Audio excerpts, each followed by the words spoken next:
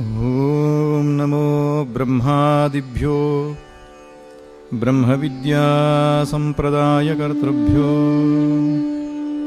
वंशऋषिभ्यो महद्भ्यो नमो गुरुभ्यः। सर्वोपप्लवरहितः प्रज्ञानघनः प्रत्यगर्थो ब्रह्मैवाहमस्मि ब्रह्मैवाहमस्मि।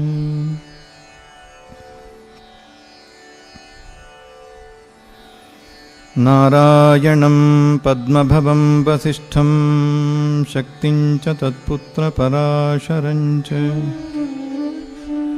व्यासं शुकं गौडपदं महान्तं गोविन्दयोगीन्द्रमथास्य शिष्यम्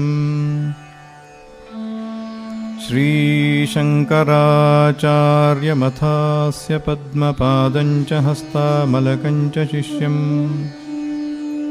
तन्त्रोटकं वार्तिककारमन्यानस्मद्गुरून् सन्ततमानतोऽस्मि। श्रुतिस्मृतिपुराणानामालयं करुणालयं नमामि भगवत्पादशङ्करं लोकशङ्करम्। शङ्करं शङ्कराचार्यं केशवं बादरायणम्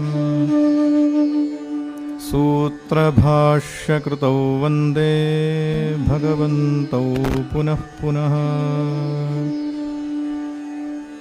ईश्वरो गुरुरात्मेति मूर्तिभेदविभागिने व्योमवद्व्याप्तदेहाय दक्षिणामूर्तये नमः दक्षिणामूर्तये नमः। जन्माद्यस्य यतोऽन्वयादितरतश्चार्थेष्वभिज्ञस्वराट् तेने ब्रह्महृदाय आदिकवये मुह्यन्ति यस्सूरयः। तेजो वारिमृदां यथा विनिमयो यत्र त्रिसर्गो मृषा धाम्ना स्वेन सदा निरस्तकुहकं सत्यं परं धीमहि सत्यं परं धीमहि। निगमकल्पतरोर्गलितं फलं शुकमुखादमृतद्रवसंयुतं पिबत भागवतं रसमालयं मुहुरहो रसिका भुवि भावुकाः। यं प्रव्रजन्तमनुपेतमपेतकृत्यं द्वैपायनो विरहकातर आजुहाव पुत्रेति तन्मयतया तरवोऽभिनेदुः तं सर्वभूतहृदयं मुनिमानतोऽस्मि तं सर्वभूतहृदयं मुनिमानतोऽस्मि। नारायणं नमस्कृत्य नरं चैव नरोत्तमं देवीं सरस्वतीं व्यासं ततो जयमुदीरयेत्। सच्चिदानन्दरूपाय विश्वोत्पत्त्यादिहेतवे तापत्रयविनाशाय श्रीकृष्णाय वयं नुमः श्रीकृष्णाय वयं नुमः।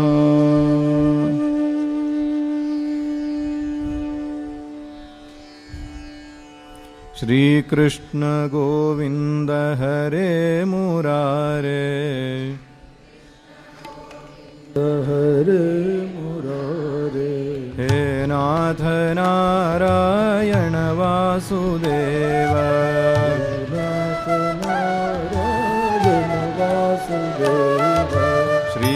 कृष्ण गोविन्द हरे मुरारे कृष्ण गोविन्द हरे मुरारे हे नाथ नारायण वासुदेव हे नाथ नारायण वासुदेव श्री कृष्ण गोविन्द हरे मुरारे श्री कृष्ण गोविन्द हरे मुरारे श्री कृष्ण गोविन्द हरे मुरारे श्री कृष्ण गोविन्द हरे मुरारे हे नाथ नारायण वासुदेव हे नाथ नारायण वासुदेव श्री कृष्ण गोविन्द हरे मुरारे श्री कृष्ण गोविन्द हरे मुरारे हे नाथ नारायण वासुदेव हे नाथ नारायण वासुदेव ॐ नमो भगवते वासुदेवाय नमो भगवते वासुदेवाय ॐ नमो भगवते रामचन्द्राय ॐ नमो भगवते वासुचन्द्राय ॐ नमो भगवते वासुदेवाय ॐ नमो भगवते वासुदेवाय ॐ नमो भगवते वासुदेवाय ॐ नमो भगवते वासुदेवाय ॐ नमो भगवते रामचन्द्राय ॐ नमो भगवते वामचन्द्राय ॐ नमो भगवते वासुदेवाय ॐ नमो भगवते वासुदेवाय ॐ नमो भगवते रामचन्द्राय ॐ नमो भगवते रामचन्द्राय ॐ नमो नारायण ॐ नमो नारायण ॐ नमो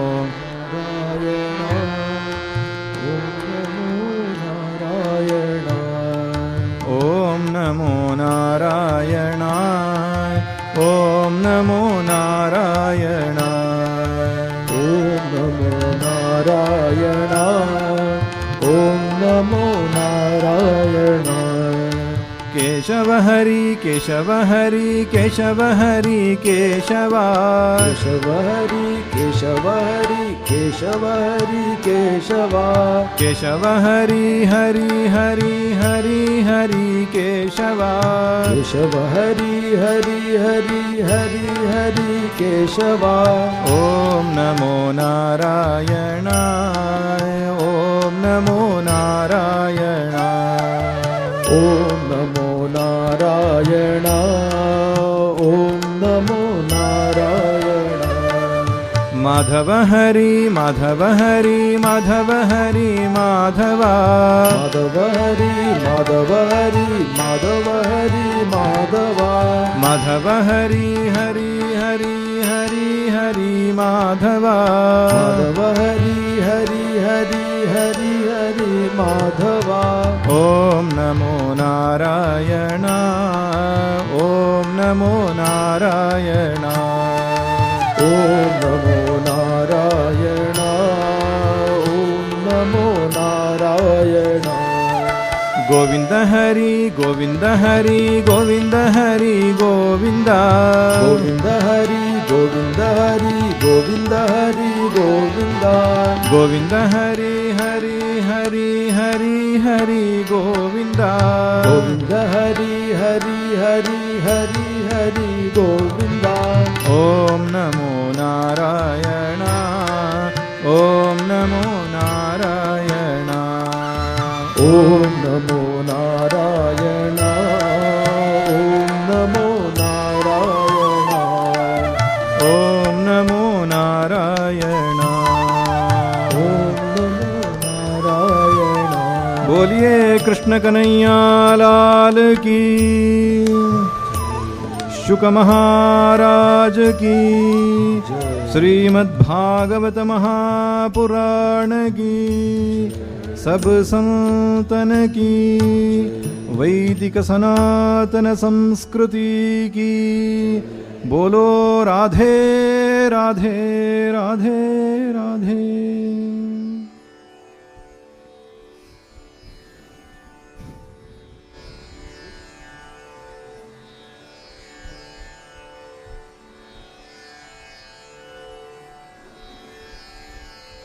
ಕಾಳಿಂಗ ಮರ್ದನ ಕೃಷ್ಣನ ಚರಿತ್ರೆಯನ್ನು ನಿನ್ನೆ ದಿನ ನೋಡಿದ್ದೆವು. ಅಧಿಭೂತವಾದ ಒಂದು ಅರ್ಥ, ಅಧ್ಯಾತ್ಮವಾದ ಮತ್ತೊಂದು ಅರ್ಥ. ಅಧ್ಯಾತ್ಮ ಅರ್ಥ ಏನೆಂದರೆ, ಯಮುನಾ ನದಿ ಅಂತ ಹೇಳಿದರೆ ನಮ್ಮೆಲ್ಲರ ಅಂತಃಕರಣ, ಮನಸ್ಸು. ನಮ್ಮ ಮನಸ್ಸು ನದಿಯ ಹಾಗೆ. ನದಿ ಅಂದ್ರೇನು? ಎಲ್ಲಿ buckets of water eats flowing in particular direction is called river ಅಲ್ವ?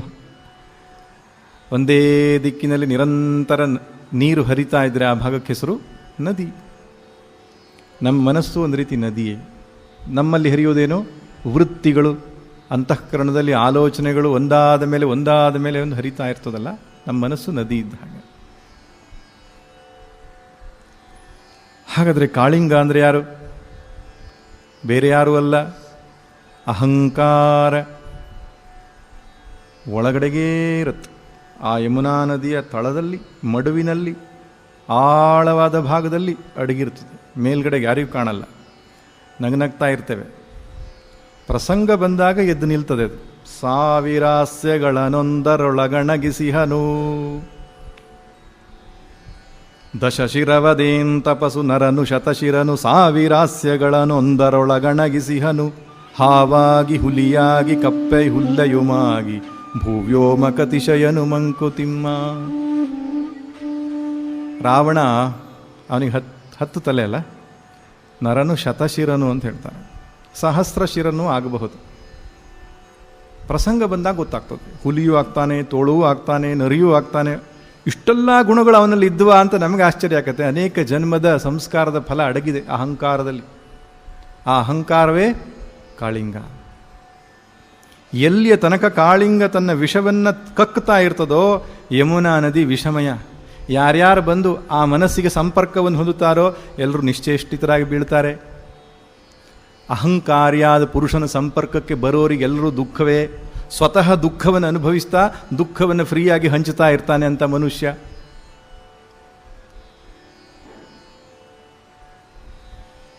ಆದರೆ ಭಗವಂತನಿಗೆ ಈ ಅಹಂಕಾರಿಯನ್ನು ನೋಡಿದ್ರಾಗಲ್ಲ, ಅಹಂಕಾರವನ್ನು ನೋಡಿದ್ರಾಗಲ್ಲ. ಅವನಿಗೆ ವಿನಯ, ನಿರಹಂಕೃತಿ ತುಂಬ ಇಷ್ಟ. ಅಮಾನಿತ್ವಮದಂಭಿತ್ವಂ ಅಹಿಂಸಾ ಕ್ಷಾಂತಿರಾರ್ಜವಂ. ದೈವಿ ಗುಣಗಳಲ್ಲಿ ಅಹಂಕಾರ ಇಲ್ಲದೆ ಇರುವಂಥದ್ದು ಪ್ರಥಮ ಗುಣ ಅಂತ ಹೇಳ್ತಾರೆ. ಗರುವ ಭಂಗವನಾಗಿಸಿದನು ಗರುಡಂಗೆ ಹರಿ, ಫಲುಗುಣನ ಹೆಮ್ಮೆಯನ್ನು ಮುರಿಸಿದನಂತೆ. ಕರುಬು ವಿಧಿ ಸೈರಿಸನು ದರ್ಪವನದಾರೊಳಂ, ತಲೆಯ ಬಾಗಿಹುದೆಸಿರಿ ಮಂಕುತಿಮ್ಮ. ಅರ್ಜುನಿಗೊಮ್ಮೆ ಅಹಂಕಾರ ಬಂತತೆ, ಭಗವಂತ ಅಡಗಿಸಿದನಂತೆ. ಏನು? ಕುರುಕ್ಷೇತ್ರದಲ್ಲಿ ಹೆಚ್ಚು ಜನರನ್ನು ಕೊಂದವನು ನಾನೇ. ದಾರಿಯ ಮೇಲೆ ನಡ್ಕೊಂಡು ಬರುವಾಗ ಅಲ್ಲೊಂದು ನದಿ ಹರಿತಾ ಇತ್ತಂತೆ. ಅಲ್ಲೊಂದು ಹದ್ದು ಕೂತ್ಕೊಂಡು ಹೇಳ್ತಾ ಇತ್ತಂತೆ, ಅನೇಕ ಯುಗಗಳಿಂದ ಕಾಯ್ತಾ ಇದ್ದೇನೆ, ಮುಂದೊಂದು ಕುರುಕ್ಷೇತ್ರ ಯುದ್ಧವಾಗ್ತದೆ, ಅರ್ಜುನ ಯುದ್ಧ ಮಾಡ್ತಾನೆ, ರಕ್ತದ ಹೊಳೆ ಹರಿತದೆ, ಕುಡಿಬೇಕು ಅಂತ ಕಾಯ್ತಾ ಇದ್ದೇನೆ, ನನ್ನ ಕಾಲು ಕೂಡ ಒದ್ದೆ ಆಗಲಿಲ್ಲ. ಅವನೆಂಥ ಅರ್ಜುನನೋ ಎಂಥ ಯುದ್ಧವೋ ಅಂತಂತ ನಾಚಿಕೆ ಆಯ್ತಂತೆ ಅರ್ಜುನಿಗೆ. ಇಷ್ಟೆಲ್ಲ ದೊಡ್ಡ ಪ್ರತಾಪ ನನ್ನ ಬಗ್ಗೆ ಪ್ರಚಾರವಾಗಿದೆ ಅಂತ ಗೊತ್ತಿರಲಿಲ್ಲ ಅವನಿಗೆ.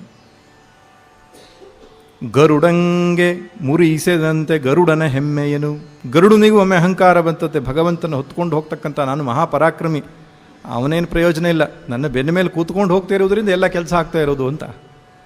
ಒಂದು ಸಲ ಮಹಾವಿಷ್ಣುವಿನ ಹೆಬ್ಬೆರಳಲ್ಲಿ ಸಿಕ್ಕಾಕೊಂಡು ಬೆರಳುಗಳ ಮಧ್ಯೆ ಒದ್ದಾಟ ಮಾಡದಂತೆ.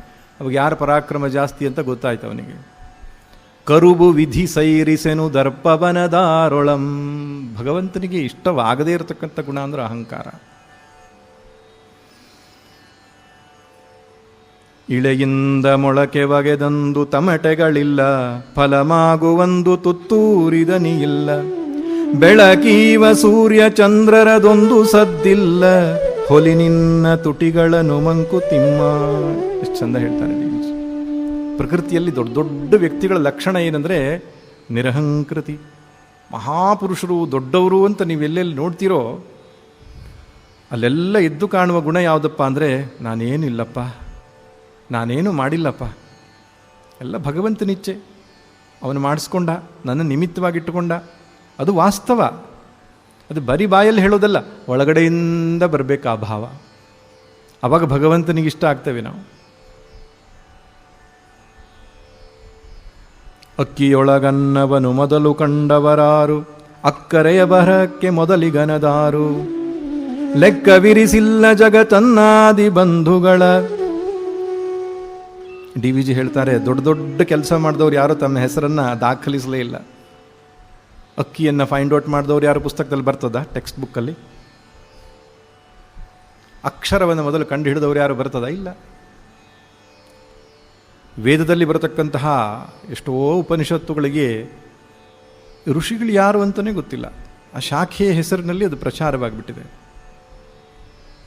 ಆದ್ದರಿಂದ ನಿರಹಂಕೃತಿಯನ್ನು ಅಭ್ಯಾಸ ಮಾಡಬೇಕು.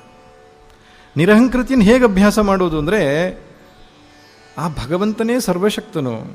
ನನ್ನಲ್ಲಿ ಸಂಗೀತ ಇರಬಹುದು, ಸಾಹಿತ್ಯ ಇರಬಹುದು, ಇನ್ಯಾವುದೋ ಪ್ರೌಢಿಮೆ ಇರಬಹುದು, ಅದೆಲ್ಲ ಭಗವಂತ ಕೊಟ್ಟಿದ್ದಪ್ಪ, ಹಾಗೆ ಭಾವಿಸ್ಕೋತಾ ಇರಬೇಕು. ಆವಾಗಲೇ ಬೆಳಿಲಿಕ್ಕೆ ಸಾಧ್ಯ ಆಗೋದು ನಮಗೆ. ಅಹಂಕಾರ ಬಂತು, ಮುಗಿಯಿತು. ಒಬ್ಬ ಕವಿ ಹೇಳ್ತಾನೆ, ಚೇಳಿಗೆ ಬಸಿರಾದುದೇ ಕೊನೆ, ಬಾಳೆಗೆ ಗೊನೆಯಾದುದೇ ಕೊನೆ, ಬಿದಿರಿಗೆ ಹೂವಾದುದೇ ಕೊನೆ, ಅರಿತೆನೆಂಬುದೇ ಅರಿವಿಗೆ ಕೊನೆ, ನಾನೆಂಬುದೇ ನಿನ್ನ ಕೊನೆ, ನೀನೆಂಬುದೇ ನನ್ನ ಕೊನೆ. ಸ್ವತಂತ್ರ ಧೀರ ಸಿದ್ಧೇಶ್ವರ ಸಿದ್ಧಯ್ಯ ಪುರಾಣಿಕರು ಬರೆಯುವಂಥ ಕಾವ್ಯ. ಅರಿತಿನೆಂಬುದೇ ಅರಿವಿಗೆ ಕೊನೆ. ಒಂದು ಸಲ ಅಪ್ಪನೇ ಸಂಗೀತ ಹೇಳ್ಕೊಡ್ತಿದ್ದಂತೆ ಮಗನಿಗೆ. ಒಳ್ಳೆ ಸಂಗೀತ ಪ್ರಾಕ್ಟೀಸ್ ಮಾಡ್ತಾ ಇದ್ದ ಮಗ. ಆ ಊರಿನಲ್ಲಿ ಒಂದು ಸಂಗೀತದ ಕಾಂಪಿಟಿಷನ್ ಇತ್ತು. ಅಪ್ಪ ಮಗ ಇಬ್ಬರು ಕಾಂಪಿಟಿಷನ್ಲಿ ಪಾರ್ಟಿಸಿಪೇಟ್ ಮಾಡಿದ್ರು. ಏನಾಯ್ತಪ್ಪ ಅಂದರೆ ಮಗ ಗೆದ್ದ, ಅಪ್ಪ ಸೋತ ಕಾಂಪಿಟಿಷನ್. ಮನೆಗೆ ಬಂದ ಮೇಲೆ ಅಪ್ಪ ಹೇಳಿದಂತೆ, ಮಗ ನೀನು ಎಲ್ಲ ಸರಿಯಾಗಿ ಹಾಡಿದೆ, ಒಂದು ಕಡೆಯಲ್ಲಿ ಆಲಾಪ ಮಾಡುವಾಗ ಸ್ವಲ್ಪ ವ್ಯತ್ಯಾಸ ಆಯಿತು, ಅದನ್ನು ತಿದ್ಕೋಬೇಕು ನೀನು ಅಂತ ಹೇಳಿದಂತೆ. ಮಗ ಹೇಳ್ತಾನೆ, ಒಂದು ಬಹುಮಾನ ತಗೋ ಯೋಗ್ಯತೆ ಇಲ್ಲ, ನನ್ನ ಆಲಾಪನೆ ತಿದ್ಲಿಕ್ಕೆ ಬಂದ್ಬಿಟ್ಯಾ ನೀನು ಅನ್ನಂತೆ. ಅಪ್ಪ ಹೇಳಿದಂತೆ, ಮಗ ಇಷ್ಟು ದಿವಸ ಬೆಳೀತಾ ಇದ್ದಿ, ಬಹಳ ದೊಡ್ಡ ಸಂಗೀತನಗಾರನಾಗ್ತೀಯ ಅಂತ ಕನಸು ಕಂಡಿದ್ದೆ, ಆದರೆ ನಿನ್ನ ಬೆಳವಣಿಗೆ ಎಲ್ಲಿಗೆ ಮುಗೀತು ಮಗ, ಇನ್ನು ನೀನು ಬೆಳೆಯಲ್ಲ. ಅರಿತೆನೆಂಬುದೇ ಅರಿವಿಗೆ ಕೊನೆ. ಕಲ್ತೆ ಅಂದರೆ ಮುಗೀತು. The best teacher is the best student. ಒಬ್ಬ ಉತ್ತಮ ಶಿಕ್ಷಕ ಯಾರು ಅಂದರೆ, ಇನ್ನೂ ತನ್ನ ತನವನ್ನು ಜಾಗೃತವಾಗಿಟ್ಟುಕೊಂಡಿರಬೇಕು. ಒಳ್ಳೆಯ ಸಂಗೀತಗಾರ ಯಾರು ಅಂತ ಹೇಳಿದ್ರೆ, ನಾನಿನ್ನೂ ವಿದ್ಯಾರ್ಥಿ ಅಂತಲೇ ಭಾವಿಸ್ಕೊಂಡು ಕಲಿಬೇಕು ಹೊಸತನ್ನು. ಅದಕ್ಕೆ ಡಾಕ್ಟರ್ಸು, ಲಾಯರ್ಸು ಇನ್ನೂ ವಿ ಆರ್ ಪ್ರಾಕ್ಟೀಸಿಂಗ್ ಅಂದರೆ ಪರ್ಫೆಕ್ಟ್ ಆಗೋದೇ ಇಲ್ಲ. ಅವರು ಡಾಕ್ಟರ್ ಪ್ರಾಕ್ಟೀಸ್ ಮಾಡ್ತಾರೆ ಅಂತ ಹೇಳ್ತಾರೆ. ಎಲ್ಲ ಕ್ಷೇತ್ರದಲ್ಲಿ ಹಾಗೆ ಇರಬೇಕು.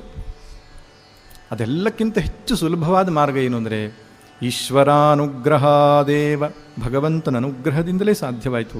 ನನ್ನ ಹತ್ರ ಏನೇನು ಇಲ್ಲ ಅನ್ನೋ ಭಾವ ಸದಾ ಸ್ಫುರಿಸ್ತಾ ಇರಬೇಕು. ವಾಸ್ತವ ಅದುವೇ ಅಲ್ವೇ? ಶರೀರ ಕೊಟ್ಟವರಾರೋ, ಮಾತಾಡ್ಲಿಕ್ಕೆ ಹೇಳ್ಕೊಟ್ಟವರಾರೋ, ಶಿಕ್ಷಣ ಕೊಟ್ಟವರಾರೋ, ಆರೋಗ್ಯ ಕೊಟ್ಟವರಾರೋ, ಎಲ್ಲ ಪರಿಕಲ್ಪನೆ ಮಾಡ್ತಾ ಹೋದರೆ ನಮ್ಮದು ಏನೇನೂ ಇಲ್ಲ. ನಾನು 0, ನೀನು 0. ಅದಕ್ಕೆ ಭಗವಂತನ ಸ್ಮರಣೆ ಮಾಡೋದು ಏನು? ಓಂ ನಮಃ ಶಿವಾಯ ಅಂದರೆ ಅರ್ಥ ಏನು? ಸ್ವಾಮಿ ನಿನ್ನ ಅನುಗ್ರಹ, ನಿನ್ನ ದಯೆ, ನಾನು 0, ನೀನು 0, ನಿನ್ನ ಅನುಗ್ರಹ, ಇಷ್ಟೇ ಇದರ ಅರ್ಥ.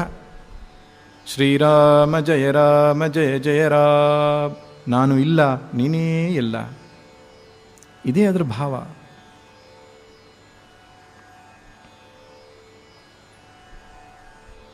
ತಲೆಯನ್ನು ಮೆಟ್ಟಿ ಕುಣಿತಾನೆ ಕೃಷ್ಣ. ಅಹಂಕಾರದ ಒಂದೊಂದು ವೃತ್ತಿಯನ್ನು ನಾಶಪಡಿಸ್ತಾನೆ. ನಾಮಸ್ಮರಣೆಯನ್ನು ಮಾಡ್ತಾ ಮಾಡ್ತಾ ಒಳಗಡೆಗಿರತಕ್ಕಂತಹ ದುಷ್ಟವೃತ್ತಿಗಳನ್ನೆಲ್ಲ ನಾವು ನಿರ್ಮೂಲನೆ ಮಾಡಿ ಅಂತಃಕರಣವನ್ನು ಶುದ್ಧ ಮಾಡಿಕೊಳ್ಳಬೇಕು. ಯಮುನಾ ನದಿಯನ್ನು ಶುದ್ಧ ಮಾಡಬೇಕು. ಇದೇ ಆಧ್ಯಾತ್ಮಿಕ ಅರ್ಥ. ಇನ್ನು ಮುಂದಿನ ಪ್ರಸಂಗ ಏನಪ್ಪ ಅಂದರೆ, ಪ್ರಲಂಭಾಸುರ ಅಂತಕ್ಕಂಥ ಒಬ್ಬ ರಾಕ್ಷಸ ಗೊಲ್ಲರ ಗುಂಪಿನಲ್ಲಿ ಬಂದು ಸೇರಿಕೊಂಡಿದ್ದಾನೆ. ಕೃಷ್ಣನನ್ನು ಕೊಲ್ಲಬೇಕು ಅಂತಕ್ಕಂಥ ಉದ್ದೇಶದಿಂದಲೇ ಬಂದಿದ್ದಾನೆ. ಅವನೇನು ಉಪಾಯ ಹುಡ್ತಾನೆ ಅಂದರೆ, ಗೋಪ ಬಾಲಕರ ವೇಷವನ್ನೇ ಹಾಕ್ಕೊಳ್ಳೋದು. ಗೋಪರ ಮಧ್ಯದಲ್ಲೇ ಸೇರಿಕೊಂಡು ಕೃಷ್ಣನನ್ನು ಮುಗಿಸಬೇಕು ಅಂತ ಒಬ್ಬ ಗೊಲ್ಲನ ವೇಷ ಹಾಕ್ಕೊಂಡು ಬಂದಿದ್ದಾನೆ. ಸರ್ವಾಂತರ್ಯಾಮಿಯಾಗಿರತಕ್ಕಂಥ ಭಗವಂತನಿಗೆ ರಾಕ್ಷಸ ಯಾರು ಮನುಷ್ಯ ಯಾರು ಅಂತ ಗೊತ್ತಾಗುವುದಿಲ್ವೇ? ಗೊತ್ತಾಯ್ತು ಅವನಿಗೆ ಕೃಷ್ಣನಿಗೆ. ಕೃಷ್ಣ ಹೇಳ್ತಾನಂತೆ, ಒಂದು ಆಟ ಆಡೋಣ, ನಮ್ಮಲ್ಲೇ 2 ಗುಂಪು ಮಾಡೋಣ. ಒಂದಕ್ಕೆ ಕೃಷ್ಣ ಲೀಡರ್, ಮತ್ತೊಬ್ಬಕ್ಕೆ ಬಲರಾಮ ಲೀಡರ್ ಅಂತ 2 ಗುಂಪುಗಳನ್ನು ಮಾಡಿದರು. ಈ ಪ್ರಲಂಭಾಸುರ ಕೃಷ್ಣನ ಗುಂಪಿಗೆ ಸೇರಿಕೊಂಡ. ಬಲರಾಮ ಗುಂಪಿನಲ್ಲಿ ಒಂದಿಷ್ಟು ಜನ ಆಟಗಾರರಿದ್ದರು. ಆಟದಲ್ಲಿ ಕೃಷ್ಣನ ಗುಂಪಿನವರು ಸೋತರು, ಬಲರಾಮ ಗುಂಪಿನವರು ಗೆದ್ದರು. ಆಟದ ನಿಯಮ ಏನಿತ್ತಪ್ಪ ಅಂದರೆ, ಸೋತಂಥವರು ಗೆದ್ದವರ ಗುಂಪಿನಲ್ಲಿರ್ತಕ್ಕಂಥ ವ್ಯಕ್ತಿಯನ್ನು ಬೆನ್ನ ಮೇಲೆ ಕೂರಿಸ್ಕೊಂಡು ಓಡಬೇಕು ಅಂತ. ಯಾವುದೋ ಒಂದು ದೂರದಲ್ಲಿ ಅವನ ಮರ ಇದೆ, ಆ ಮರ ಮುಟ್ಟಿ ಬರಬೇಕು. ಹಾಗೆ ಕೃಷ್ಣ ಯಾರನ್ನೋ ಕೂರಿಸಿಕೊಂಡು ಓಡಿದ. ಕೃಷ್ಣನಿಗೆ ಯಾರ ಮೇಲೆ ಕೂರಿಸ್ಕೊಳ್ಳೋದು, ಯಾರ ಕಾಲು ಮುಟ್ಟೋದು ದೊಡ್ಡ ವಿಷಯವೇ ಅಲ್ಲ. ಹೂವ ತರುವರ ಮನೆಗೆ ಹುಲ್ಲ ತರುವ, ಅವ್ವ ಲಕುಮೀ ರಮಣ ಇವಾಗಿಲ್ಲ ಗರುವ, ಪಾಂಡವರ ಮನೆಯೊಳಗೆ ಕುದುರೆಗಳ ಕಾಲು ತೊಳೆದು, ಅವನಿಗೇನು ದೊಡ್ಡ ವಿಷಯ ಅಲ್ಲ ಅದು. ಹಾಗೆ ಪ್ರಲಂಬಾಸುರ ಕೃಷ್ಣನ ಗುಂಪಿನಲ್ಲಿದ್ದ. ಅವನು ಬಲರಾಮನನ್ನು ಹೊತ್ತುಕೊಂಡು ಓಡ್ತಾನೆ. ಕೃಷ್ಣನನ್ನು ನೇರವಾಗಿ ಕೊಲ್ಲಿಕ್ಕಾಗಲ್ಲ, ಮೊದಲು ಬಲರಾಮನ ನೋಡ್ಕೊಳ್ಳೋಣ ಅಂತ ಅವನನ್ನು ಕೂರಿಸ್ಕೊಂಡಿದ್ದಾನೆ. ಓಡಿದ್ದಾನೆ. ಅಲ್ಲಿ ಒಂದು ವೃಕ್ಷವನ್ನು ಮುಟ್ಟುವುದರ ಬದಲು ಹಾರಿಕೊಂಡು ಆಕಾಶದಲ್ಲಿ ಹೋಗ್ಬಿಟ್ಟಿದ್ದಾನೆ. ಬಲರಾಮನಿಗೆ ಸಾವರಿಸಿಕೊಂಡು ಏನು ನಡೀತಾ ಇದೆ ಗೊತ್ತಾಗಲಿಲ್ಲ. ಒಂದು ಕ್ಷಣ ಯೋಚನೆ ಮಾಡ್ತಾನೆ, ಗೊತ್ತಾಯಿತು ಇನ್ನೊಬ್ಬ ರಕ್ಕಸ ಅಂತ. ಬಲವಾಗಿ ಒಂದು ಮುಷ್ಟಿಯಿಂದ ಒಂದು ಗುದ್ದುತ್ತಾನೆ. ಬಲರಾಮನ ಗುದ್ದು ಅಂದರೆ ಬಲಶಾಲಿ ಆದದ್ದು. ಅಲ್ಲಿಯೇ ಪ್ರಲಂಭಾಸುರನ ಕಥೆ ಮುಗೀತದೆ. ತದನಂತರ ಭಾಗವತದಲ್ಲಿ ಕೆಲವಿಷ್ಟು ಕಥೆಗಳು ಬರುತ್ತೆ. ಕಾಳಗಿಚ್ಚಿನಿಂದ ಕಾಪಾಡಿರತಕ್ಕಂಥದ್ದು, ವರ್ಷಾ ಋತು ಮತ್ತು ಶರದ್ ಋತುವಿನ ವರ್ಣನೆ, ಇವೆಲ್ಲ ಕವಿಗಳಿಗೆ ಕಾವ್ಯದ ರಸವನ್ನು ತಿಳಿಯುವವರಿಗೆ ತುಂಬ ಸುಂದರವಾದಂಥ ಭಾಗವಾಗಿದೆ. ಇನ್ನೊಂದು ಮುಖ್ಯವಾದ ಭಾಗ ಏನಪ್ಪ ಅಂದರೆ ವೇಣುಗೀತೆ ಅಂತ. ಕೃಷ್ಣ ಕೊಳಲು ನುಡಿಸಿದ್ದು.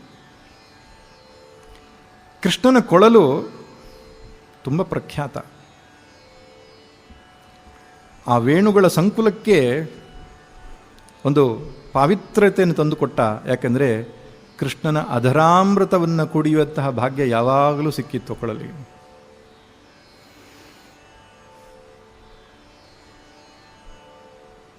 ಒಂದು ದಿನ ಪೂರ್ಣಿಮೆಯ ರಾತ್ರಿ ಕೃಷ್ಣ ಯಮುನಾ ನದಿಯ ತೀರದಲ್ಲಿ ಕುಳಿತುಕೊಂಡು ಕೊಳಲನ್ನು ನುಡಿಸ್ತಾ ಇದ್ದಾನೆ. ಆ ಕೊಳಲಿನ ಮಾಧುರ್ಯ ಹೇಗಿತ್ತಪ್ಪ ಅಂದರೆ, ಬರೀ ಚರವಸ್ತುಗಳಷ್ಟೇ ಅಲ್ಲ, ಅಚರಗಳು ಅದಕ್ಕೆ ಕರಗಿ ಹೋದವಂತೆ. ಜಡವು ಚೇತನವಾಯಿತು, ಚೇತನವು ಜಡವಾಯಿತು ಎನ್ನತ್ತೆ ಭಾಗವತ. ಅಂತಹ ವಿಶೇಷವಾದ ಕೊಳಲಿನ ಮಾಧುರ್ಯ. ಹಸುಗಳು ತೆರೆದ ಗಣ್ಣಿಂದ ಕೃಷ್ಣನ್ನೇ ನೋಡ್ತಾ ಇದ್ದಾವೆ. ಕರುಗಳು ಕೆಚ್ಚಲಿಂದ ಹಾಲನ್ನು ಕುಡಿಯುವುದನ್ನು ನಿಲ್ಲಿಸಿವೆ. ಎಲ್ಲಿಂದಲೋ ಬಂತ ಜಿಂಕೆ, ಸಾರಂಗ ಮುಂತಾದವುಗಳು ತಮ್ಮ ತೆರೆದ ಕಣ್ಣಿನಿಂದ ಕೃಷ್ಣನನ್ನೇ ನೋಡ್ತಾ ಕರ್ಣಾಮೃತವನ್ನು ಸವಿತಾ ಇವೆಯಂತೆ. ಯಮುನಾ ನದಿಯೂ ಕೂಡ ಮಂದ ಮಂದವಾಗಿ ಹರಿತಾ ಇದೆ. ವಾಯು ಸುಗಂಧಿತವಾಗಿ ಮಂದಾನಿಲವನ್ನು ತೋರಿಸ್ತಾ ಇದೆ. ಗೋಪಬಾಲಕರೆಲ್ಲ ಮಂತ್ರಮುಗ್ಧರಾಗಿ ಕುಳಿತಿದ್ದಾರೆ. ವೃಕ್ಷಗಳು ಕೂಡ ಋಷಿಗಳು ತಪಸ್ಸಿನಲ್ಲಿ ಧ್ಯಾನದಲ್ಲಿ ಸಮಾಧಿಸ್ಥರಾದಂತೆ ತಟಸ್ಥವಾಗಿವೆ. ಮೋಡಗಳು ಕೂಡ ನಿಧಾನವಾಗಿ ಸಂಚಲಿಸ್ತಾ ಇವೆ. ಕೃಷ್ಣನ ಕೊಳಲಿನ ನಿನಾದಕ್ಕೆ ಇಡೀ ಪ್ರಕೃತಿಯೇ ಧ್ಯಾನಸ್ಥವಾಯಿತಂತೆ. ಅಂತಹ ಕೊಳಲದು. ಅದೇನು ಕೊಳಲು? ಆಧ್ಯಾತ್ಮಿಕವಾದ ಅರ್ಥ ಓಂಕಾರ. ಅದು ಶಂಖನಾದ ಇರಲಿ, ಘಂಟಾನಾದ ಇರಲಿ, ಕೊಳಲಿನಾದ ಇರಲಿ, ಎಲ್ಲವೂ ಪ್ರಣವದ ಸಂಕೇತ. ನೋಡಿ, ಕೊಳಲಲ್ಲಿ 9 ದ್ವಾರ ಇರ್ತದೆ. ಶಾಸ್ತ್ರಗಳು ಈ ಶರೀರವನ್ನು ನವದ್ವಾರೇ ಪುರೇ ದೇಹಿ ನೈವ ಕುರ್ವನ್ನಕಾರಯನ್, 9 ದ್ವಾರಗಳಿರುವ ಪುರ ಎಂಬುದಾಗಿ ಕರೆದಿದ್ದಾರೆ ಶರೀರಕ್ಕೆ. 9 ದ್ವಾರಗಳು ಯಾವುದು? ಲೆಕ್ಕ ಹಾಕಿ ನಿಮಗೆ ಸಿಗ್ತದೆ. 11 ದ್ವಾರ ಸಿಗ್ತದೆ, 9 ದ್ವಾರವೂ ಸಿಗ್ತದೆ. ಅದಕ್ಕೆ ಪುರಮೇಕಾದಶ ದ್ವಾರ ಮಜಸ್ತ್ರ ವಕ್ರಚೇತಸಃ ಕಠೋಪನಿಷತ್ತಲ್ಲಿ 11 ದ್ವಾರ ಇರತಕ್ಕಂಥ ಪುರ ಅಂತ ಕರೆದಿದ್ದಾರೆ. ಭಗವದ್ಗೀತೆಯಲ್ಲಿ 9 ದ್ವಾರ ಇರತಕ್ಕಂಥ ಪುರ ಈ ಶರೀರ ಎಂಬುದಾಗಿ ಕರೆದಿದ್ದಾರೆ.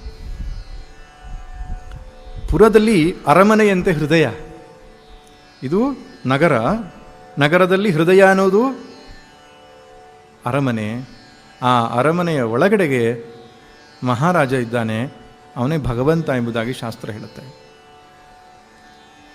ಆ ಕೊಳಲು 9 ದ್ವಾರಗಳಿಂದ ಆ ಶರೀರವನ್ನು ಪ್ರತಿನಿಧಿಸ್ತಾ ಇದೆ. ಆ ಕೊಳಲಿನಲ್ಲಿ ಬರತಕ್ಕಂತಹ ಧ್ವನಿಯೇ ಓಂಕಾರ. ಓಂ. ನಮ್ಮ ಶರೀರದಲ್ಲೂ ನಿರಂತರವಾಗಿ ಅನಾಹತನಾದ ಬರ್ತಾ ಇದೆಯಂತೆ. ಓಂ ಅಂತ ಧ್ವನಿ ಒಳಗಡೆಗೆ ಬರ್ತಾ ಇದೆಯಂತೆ. ಅಲ್ಲ, ಒಂದು ದಿವಸನೂ ಕೇಳಿಸ್ಲಿಲ್ವಲ್ಲ ನಮಗೆ ಅಂದರೆ, ನಮ್ಮದು ಮನಸ್ಸಿನ ಗಲಾಟೆ ಜಾಸ್ತಿ ಆಗಿರೋದ್ರಿಂದ ಕೇಳ್ತಾ ಇಲ್ಲ ಅಂತ ಹೇಳುತ್ತೆ ಶಾಸ್ತ್ರ. ಯಾರು ಮನಸ್ಸಿನ ಗಲಾಟೆಯನ್ನು ಪ್ರಶಾಂತ ಮಾಡಿ, ಮನಸ್ಸನ್ನು ಪ್ರಶಾಂತವಾಗಿ ಮಾಡಿ ಸಮಾಧಿಸ್ಥರಾಗ್ತಾರೋ ಅವರಿಗೆ ಕೇಳಿಸುವ ಶಬ್ದ ಅನಾಹತನಾದ ಓಂ. ಅನಾಹತ ಅಂತ ಯಾಕೆ ಕರೀತಾರೆ ಗೊತ್ತಾ? ಇದಕ್ಕೆ ಆಹತ ಅಂತ, ಹೊಡೆಯುವುದು, ಹೊಡೆದ್ರಿಂದ ಬಂದ ಶಬ್ದಕ್ಕೆ ಆಹತ ಶಬ್ದ. ಅನಾಹತ ಅಂದರೆ ಯಾವುದಕ್ಕೂ ಒಂದಕ್ಕೂ ಸ್ಪರ್ಶವಾಗದೆ ತನ್ನಿಂದ ತಾನೇ ಹೊರಹೊಮ್ಮುವ ನಾದಕ್ಕೆ ಅನಾಹತನಾದ ಅಂತ. ಓಂಕಾರನಾದವು ಇಡೀ ಬ್ರಹ್ಮಾಂಡದಲ್ಲಿ ಸಹಜವಾಗಿರತಕ್ಕಂತಹ ಒಂದು ನಾದ ಅದು.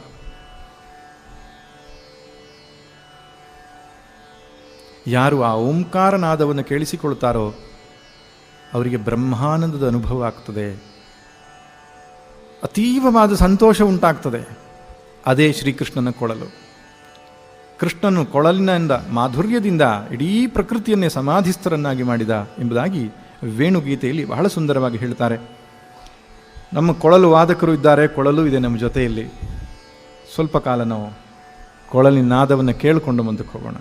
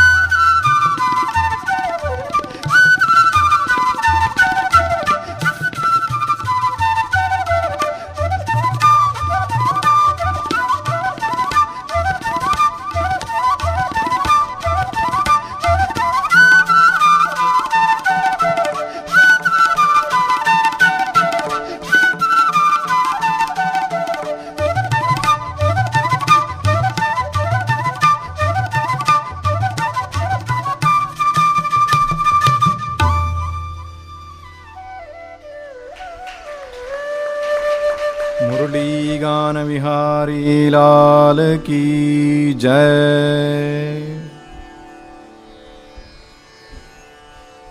ವಂಶಿಯು ನಮ್ಮೆಲ್ಲರ ವಂಶವನ್ನು ಉದ್ಧಾರ ಮಾಡಲಿ ಅಂತ ಪ್ರಾರ್ಥನೆ ಮಾಡಿಕೊಳ್ತಾ, ಮುಂದಿನ ಲೀಲೆ ಚೀರಹರಣ ಅಂತ.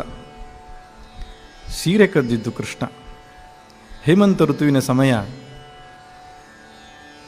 ಕೃಷ್ಣನಿಗೆ ಆವಾಗ 6-7 ವರ್ಷ. ಅದೇ ವಯಸ್ಸಿನ ಹೆಣ್ಣು ಮಕ್ಕಳು, ಒಂದು 5-6 ವರ್ಷದ ಹೆಣ್ಣು ಮಕ್ಕಳಿಗೆ ಆಸೆ ಆಯ್ತಂತೆ ಕೃಷ್ಣನನ್ನೇ ಮದುವೆ ಆಗಬೇಕು ಅಂತ. ಅದು ಹಿರಿಯರು ಸಲಹೆ ಕೊಟ್ಟರು, ಮದುವೆ ಆಗಲಿಕ್ಕೆ ಒಂದು ವ್ರತ ಇದೆ, ಕಾತ್ಯಾಯನಿ ವ್ರತ ಅಂತ. ಅದನ್ನು ಮಾಡಿದರೆ ಕೃಷ್ಣನನ್ನೇ ಪತಿಯಾಗಿ ಪಡೀಬಹುದು ಅಂತ. ಆ ವ್ರತ ಮಾಡುವ ವಿಧಾನ ಹೇಗಪ್ಪ ಅಂದರೆ, ಬೆಳಿಗ್ಗೆ ಮುಂಚೆ ಇದ್ದು ಯಮುನಾ ನದಿಯಲ್ಲಿ ಸ್ನಾನ ಮಾಡಿ, ಮರಳಿನಲ್ಲಿಯೇ ದುರ್ಗಾದೇವಿ ವಿಗ್ರಹವನ್ನು ಮಾಡಿ ಆಕೆಯನ್ನು ಪೂಜಿಸಬೇಕು. ಒಂದೇ ಹೊತ್ತು ಊಟ ಮಾಡಬೇಕು, ಹವಿಷ್ಯಾನ್ನವನ್ನು ಊಟ ಮಾಡಿ ದುರ್ಗೆಯನ್ನು ಪ್ರಾರ್ಥನೆ ಮಾಡಬೇಕಂತೆ. ಕಾತ್ಯಾಯನಿ ಮಹಾಮಾಯೆ ಮಹಾಯೋಗಿನ್ಯಧೀಶ್ವರಿ ನಂದಗೋಪಸುತಂ ದೇವಿ ಪತಿಮ್ಮೇ ಕುರು ಮೇ ನಮಃ.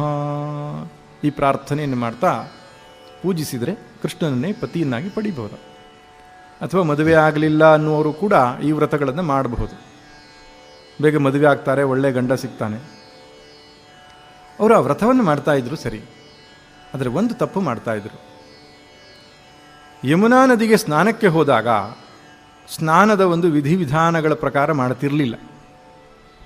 ನಗ್ನರಾಗಿ ಸ್ನಾನ ಮಾಡ್ತಾಯಿದ್ರು. ಅದೊಂದು ದೋಷ. ವ್ರತ ಪೂರ್ತಿ ಆಗುವುದಿಲ್ಲ ಅಂತ ಕೃಷ್ಣನಿಗೆ ಗೊತ್ತಾಯಿತು. ಈ ವ್ರತ ಪೂರ್ತಿ ಆಗುವುದಕ್ಕೆ ಏನಾದರೂ ಪರಿಹಾರೋಪಾಯವನ್ನು ಮಾಡಬೇಕು ಅಂತ ಒಂದು ಯೋಚನೆ ಮಾಡ್ತಾನೆ. ನಾವು ನದಿ ಸ್ನಾನ ಅಂತ ಹೋಗ್ತೇವಲ್ಲ, ಬಹಳ ಪುಣ್ಯದಾಯಕವಾದಂತಹ ಕೆಲಸ. ಸಮುದ್ರ ಸ್ನಾನ, ನದಿ ಸ್ನಾನ ಇಲ್ಲ. ಆದರೆ ಅದಕ್ಕೊಂದು ಕ್ರಮ ಇದೆ ನೋಡಿ. ನೀವು ತೀರ್ಥಕ್ಷೇತ್ರ ಯಾತ್ರೆಗೆ ಹೋಗಿ ಅಥವಾ ಬೇರೆ ಯಾವುದೋ ಕ್ಷೇತ್ರ ದರ್ಶನಕ್ಕೆ ಹೋಗಿ, ಮೊದಲು ಅದಕ್ಕೆ ಸಂಬಂಧಪಟ್ಟಂತಹ ಜ್ಞಾನವನ್ನು ತಿಳ್ಕೊಂಡು ಕಾಶಿಗೆ ಹೋಗಬೇಕಾದ್ರೆ ಏನು ಮಾಡಬೇಕು? ವಿಶ್ವೇಶಂ ಮಾಧವಂ ಟುಂಡಿಂ ದಂಡಪಾಣಿಂಚ ಭೈರವಂ ವಂದೇ ಕಾಶೀಂ ಗುಹಾಂ ಗಂಗಾಂ ಭವಾನೀಂ ಮಣಿಕರ್ಣಿಕಾಂ. ಇಷ್ಟು ಕ್ಷೇತ್ರವನ್ನು ನೋಡಲಿಕ್ಕೇ ಬೇಕು ಕಾಶಿಗೆ ಹೋದ ಮೇಲೆ. ಇನ್ನು ರಾಮೇಶ್ವರಕ್ಕೆ ಹೋಗ್ತಿರೋ, ಇನ್ನೊಂದು ಕಡೆ ಹೋಗ್ತಿರೋ, ಆ ಕ್ಷೇತ್ರದಲ್ಲಿ ತಾವು ಏನು ಮಾಡಬೇಕು ಅಂತ ಗ್ರಂಥಗಳಲ್ಲಿ ಬರೆದಿದ್ದಾರೆ. ಅದನ್ನು ತಿಳಿದುಕೊಂಡು ಹೋಗಿ ಮಾಡಿದರೆ ಅದಕ್ಕೆ ನಮಗೆ ಹೆಚ್ಚು ಫಲ. ಸಮುದ್ರ ಸ್ನಾನವೋ ನದಿ ಸ್ನಾನವೋ ಮಾಡಲಿಕ್ಕೆ ಹೋಗ್ತೇವೆ, ಉಟ್ಟ ಬಟ್ಟೆಯಲ್ಲೇ ಹೋಗ್ತೇವೆ ನಾವು. ಕ್ರಮ ಹಾಗಲ್ಲ, ಸ್ನಾನ ಮಾಡಿ ಹೋಗಬೇಕು. ಅವಗಾಹನ ಸ್ನಾನವನ್ನು ಮಾಡಿ ಶುದ್ಧಿಯಾಗಿ ಆಚಮನಾದಿಗಳನ್ನು ಮಾಡಿಕೊಂಡು ಶುದ್ಧಿಯಾಗಿಯೇ. ಸ್ನಾನ ಅನ್ನುವಂಥ ಪ್ರಕ್ರಿಯೆ ಅಲ್ಲಿ ದೇಹ ಶುದ್ಧಿಗಲ್ಲ, ಅದೊಂದು ಯಜ್ಞ, ಅದೊಂದು ಆರಾಧನೆ, ಅದೊಂದು ಪೂಜೆ. ಈಗ ದೇವರ ಪೂಜೆ ಮಾಡೋದಕ್ಕಿಂತ ಮುಂಚೆ ಸ್ನಾನ ಮಾಡಿ ಹೋಗಿ ಪೂಜೆ ಮಾಡ್ತೇವೋ ಇಲ್ವೋ, ಹಾಗೆ ಸ್ನಾನ ಒಂದು ಪೂಜೆಯಲ್ಲಿ. ಅದನ್ನು ಮನಸ್ಸಲ್ಲಿ ತಿಳ್ಕೊಳ್ಬೇಕು. ಪಾಪವನ್ನು ತೊಳೆದುಕೊಳ್ಳುವುದಕ್ಕೆ ಶಾಸ್ತ್ರೀಯವಾದ ಒಂದು ವ್ಯವಸ್ಥೆ ಸ್ನಾನ. ನಿತ್ಯ ಸ್ನಾನ, ನೈಮಿತ್ತಿಕ ಸ್ನಾನ, ಕಾಮ್ಯ ಈ ಸ್ನಾನದಲ್ಲಿ ಅನೇಕ ವಿಧಾನಗಳಿವೆ.